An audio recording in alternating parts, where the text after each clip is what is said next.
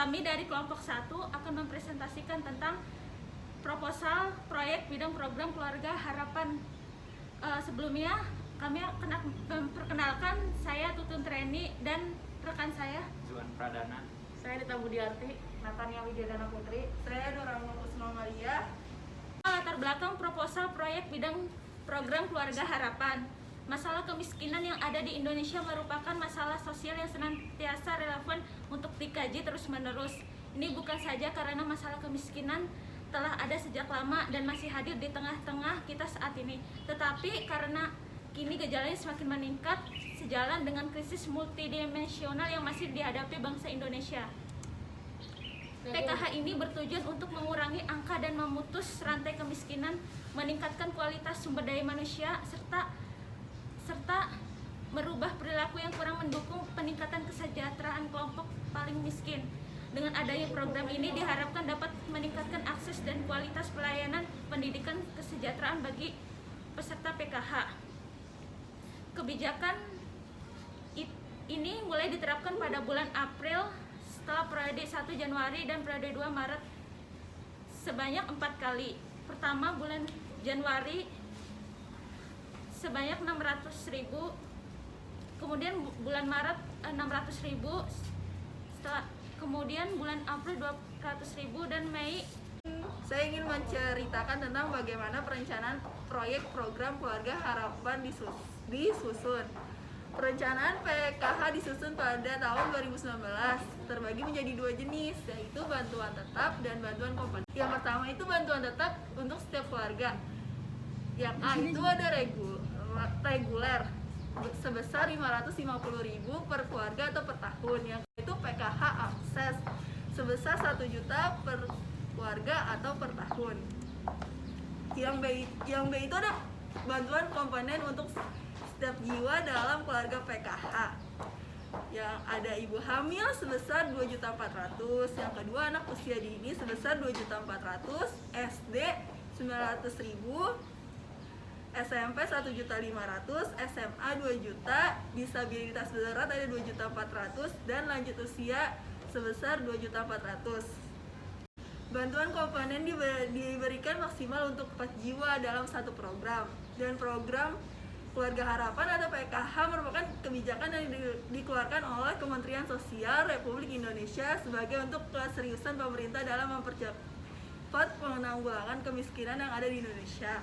Program ini bertujuan untuk mengembangkan sistem perlindungan sosial terhadap warga miskin di Indonesia. Karena program ini berusaha untuk membantu meringankan beban tanggungan dan mengubah perilaku kehidupan keluarga miskin dengan cara memberikan bantuan tunai untuk membayar kebutuhan.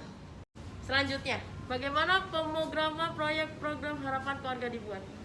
Pemrograman proyek program harapan keluarga dibuat adalah program pelindungan sosial melalui pemberian uang non tunai kepada rumah tangga yang sangat miskin atau RTSM.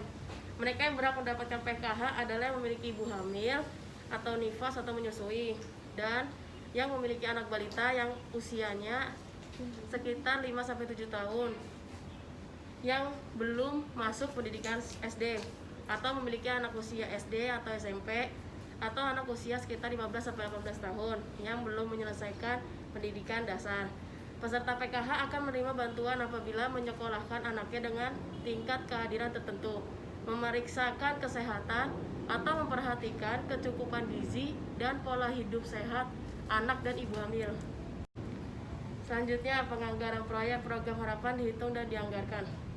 Penganggaran proyek program harapan dihitung dan dianggarkan yaitu seperti diketahui sesuai arahan Presiden Joko Widodo, pemerintah menyiapkan jaringan pengaman sosial untuk keluarga prasejahtera di Indonesia agar dapat menjaga daya beli mereka dalam memenuhi kebutuhan pokok.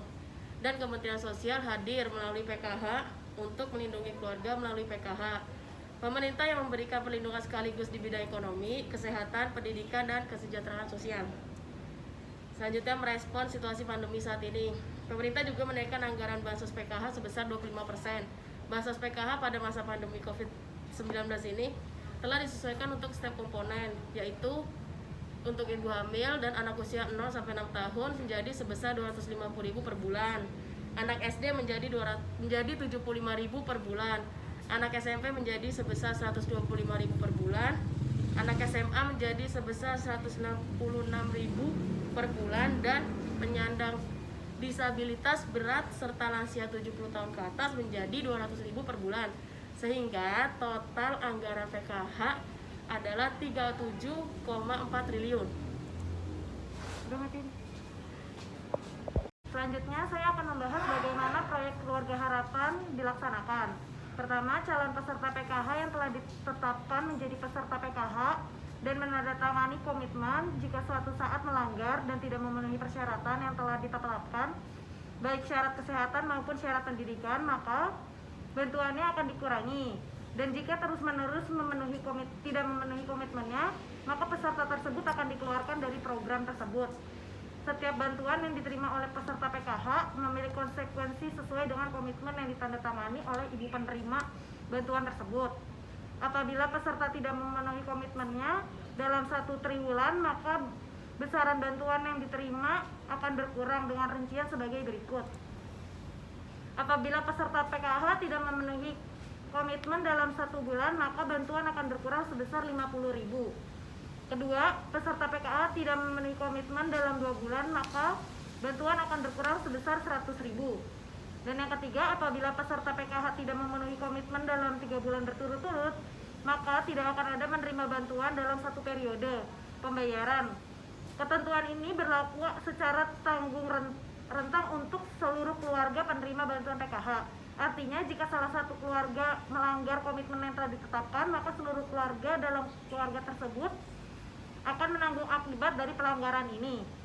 Peserta dapat menggunakan bantuan PKH untuk keperluan apa saja, asal mereka memenuhi syarat pendidikan dan kesehatan. Penggunaan uang bantuan tidak akan dimonitor oleh program. Semua peserta wajib menjalankan kewajiban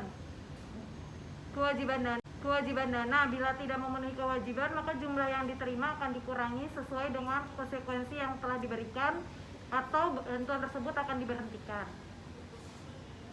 Dan bagaimana keberhasilan proyek program Keluarga Harapan kerja dievaluasi dengan indikator kinerja. Salah satu keberhasilan program Keluarga Harapan ialah adanya kontrol dan bimbingan ketat terhadap keluarga penerima manfaat atau KPM yang dilakukan oleh pendamping PKH dan pekerja sosial supervisor, dan melakukan pengawasan di bidang kepada KPM dan dilakukan secara berjenjang. Mereka bertanggung jawab langsung kepada Kementerian Sosial. Sekian. Selanjutnya penutup, yaitu pertama kesimpulan. Program Keluarga Harapan adalah program pemberian bantuan sosial bersyarat kepada keluarga miskin yang ditetapkan sebagai keluarga penerima manfaat PKH sebagai sebuah program bantuan sosial bersyarat. Melalui PKH, KM didorong untuk memiliki akses dan memanfaatkan pelayanan sosial dasar kesehatan, pendidikan, pangan dan gizi, perawatan serta pendampingan, termasuk akses terhadap berbagai program perlindungan sosial lainnya yang merupakan program komplementer secara berkelanjutan. Lalu selanjutnya ada saran. Menurut kelompok kami, untuk pemerintah harus adanya aturan program-program penanggulangan kemiskinan, bukan hanya menjadi program pencitraan semata, tetapi harus nyata dan sesuai aturan program pemerintah. Dan kepada masyarakat, mengoptimalisasi peran masyarakat dalam mengembangkan dana bantuan, sehingga penanggulangan kemiskinan tidak menjadi candu bagi masyarakat. Yang selanjutnya, rekomendasi.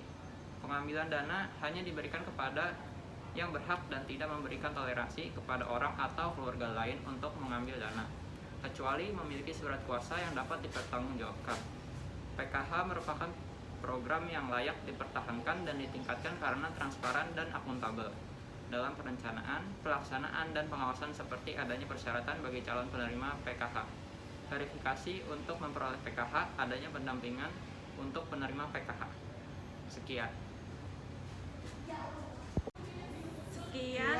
Dari kelompok kami, kurang dan lebihnya lebihnya mohon mohon maaf. maaf. Terima kasih. Wassalamualaikum warahmatullahi wabarakatuh. Dan